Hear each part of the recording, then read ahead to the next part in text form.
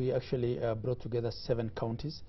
That is Lamu, Tana River, which is in Upper Coast, Wajir, Garissa, Mandera, which is in the former Northeastern, Isiolo, and Marsabit, because we thought these ones share, peculiarities that are very similar. The challenges are very similar, and we're calling it the Frontier Counties Development Forum, and we'll be launching it in due course. We've done the charter, we've done the basic organogram, and we'll have a liaison office in Nairobi, and we'll bring on board all the leadership, the MPs and the senators, to deal specifically with the issues that are peculiar to us. And hopefully, we're also part of the wider pastoralist, what used to be called the PPG, Pastoralist Parliamentary Group, which brings, in a sense, together all the leaders from the pastoralist communities, and that comes all the way to Laikipia, Samburu, and all that. So I think it's an initiative that we already thought of, and it's in the works. Okay. Hussein, in Wajir, there are a lot of investments. This is in response to us challenging people of Wajir. There are a lot of investments by Wajirians at the diaspora, in the diaspora, in terms of real estate, 5-star level hotels, and more so, the existence of Wajir High School All Boys Forum, which needs to be rejuvenated. The recent youth forum engaging with the governor, the ongoing reorganization of community peace forum, street lighting, restructuring of village craft centers, all an effort towards the right direction. But there's some criticism from Mohammed in Wajir. You're recycling old people who are already in employment to take up jobs in the county, ignoring many young graduates who are jobless. What are you doing about this? And then 2, the county finance portfolio is held by former job mates of the governor, the executive member, the chief officer, and the, is this a way to embezzle county funds? You're being accused of nepotism. No, the bit of the implementation. Recycling. And the bit of that's the question that was put to me in the youth forum, and a lot of young graduates who've not worked anywhere else want to take up positions. Senior positions. Senior positions. And what we're saying is, you've got to start small and grow into the role. So when we advertise for jobs and ask for 5 years experience, 10 years experience, some people, of course, don't like it. But I think we'll also endeavor to create opportunities for young graduates. Our OPEX book is still reasonable. We still have, I'm using accounting terms again, operating costs, because in a lot of the service delivery areas, we were short of staff. And of course, there's also the requirement now to rationalize across counties so as to keep the overall wage book low, rather than recruit new people get from other counties. Those are discussions we're having. But again, we'll also endeavor to create new positions. The bit of recycling older people, I think, has to do with that.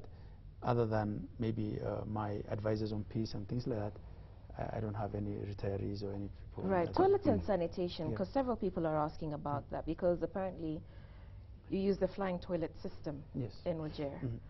So how are you dealing with that, given that it's supposed to be the 3rd dirtiest town in the world? I don't know. I didn't get that statistic as to the 3rd this dirtiest is from town. What it is that the 4-mile radius of Wajir town, the headquarters of the county, has a very high water table. It's been receding over the years, but generally there are places that if you dig 3-4 meters, you'll actually find water. That makes it impossible to have pit latrines. But it's not, I don't want to call it flying toilets.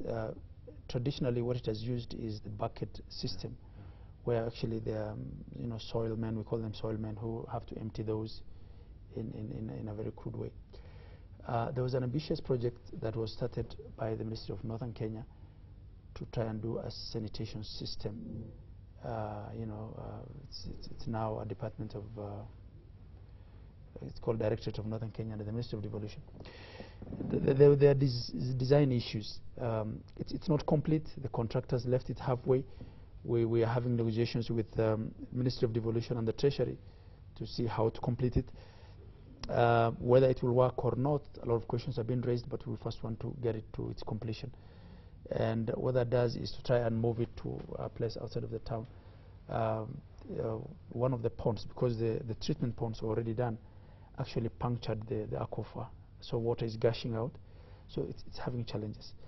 The other challenge with sanitation is that as people got a bit wealthier, some of them attempted to do localized septic tanks, and because the previous council didn't control them well enough, there are fears that some of that might have seeped into the into the water table.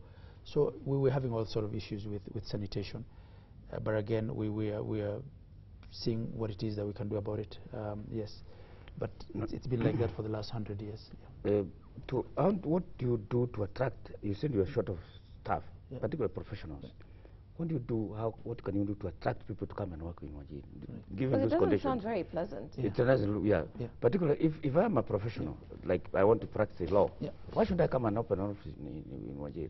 Yeah, you have no sanitation. Not even sanitation. Even people who come who are civil servants posted there, it's like a punishment. The attitude has been, if you go to Northeastern, Yes, you are being punished. It's because you messed up here in the rest of Kenya. How do you change that attitude so that you make Wajir and all those other towns attractive? I think there's two things here. One, it's true that when people are posted there, they think they're being taken to Siberia. Yeah. But the moment they're being taken out, they do everything to fight to remain there.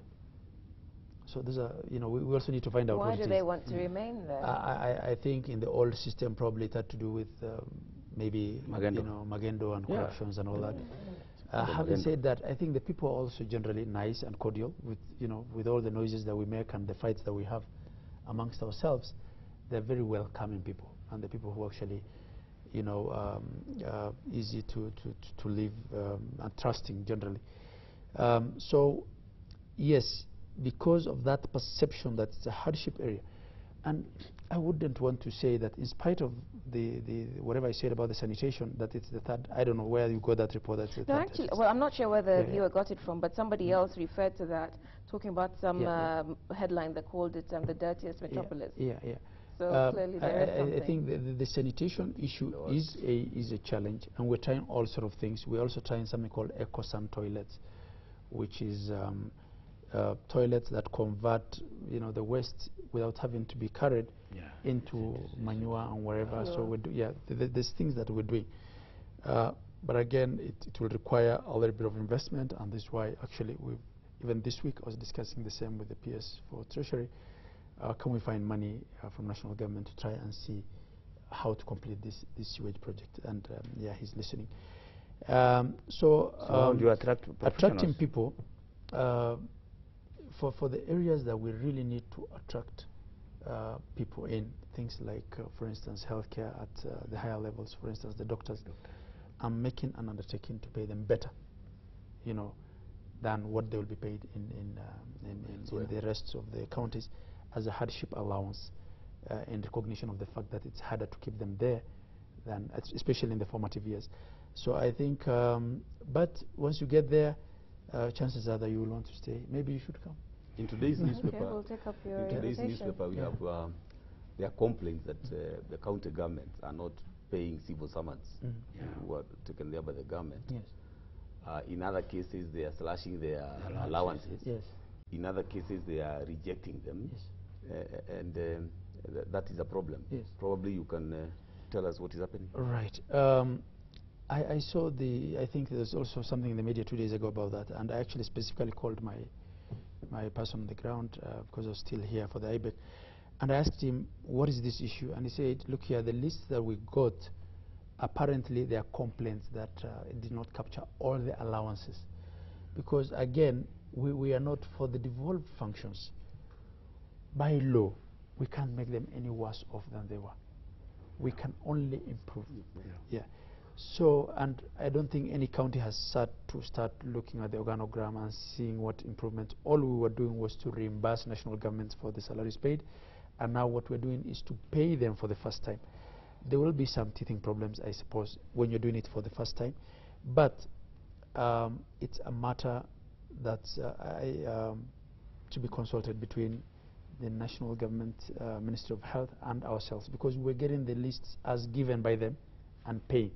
So if there are any complaints of allowances that have been deducted, I think that should be something to clarify. Some governors have rejected staff.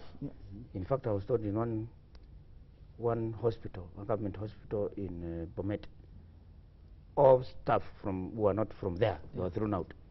And that is happening, replicated in all places. You want your people. What are you doing about that? Civil servants who have worked places, they are rejected just because they can't come from there.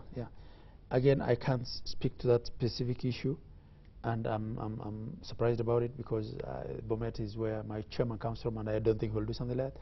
But strictly by law, the county governments are to take up the people that they need and send back the ones that they don't need to the national government. That is not to say there should be discrimination. And this is why we're having this rationalization.